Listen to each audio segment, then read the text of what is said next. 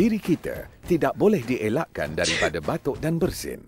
Tetapi, ia perlu dilakukan dengan cara yang betul.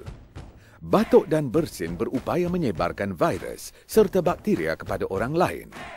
Batuk dan bersin yang tidak dilakukan dengan cara yang betul bukan sahaja berbahaya, malah kurang sopan.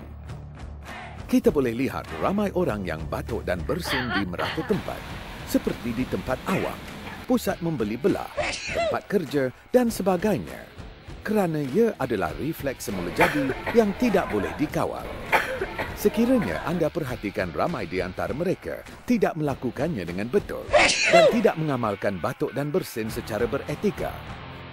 Tahukah anda, penyakit seperti H1N1, TB boleh disebarkan melalui batuk dan bersin yang tidak betul, dan ini meningkatkan lagi penyebaran virus dan bakteria kepada orang lain.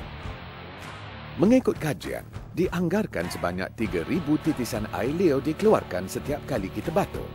Dan semasa bersin pula, kita keluarkan lebih banyak titisan air liur, iaitu sebanyak 40,000.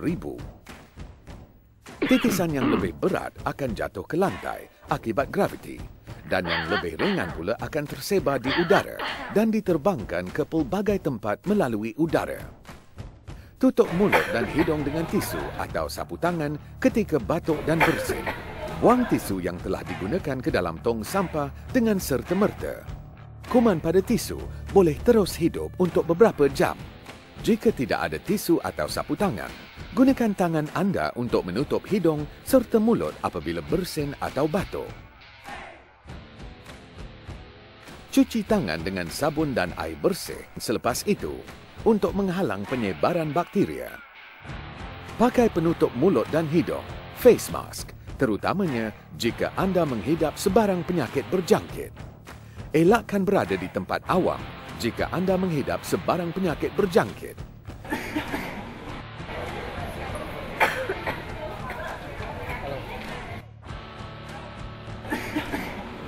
Gunakan sanitizer jika tidak dapat membasuh tangan dengan sabun dan air. Ingat, tutup mulut dan hidung anda ketika batuk atau bersin.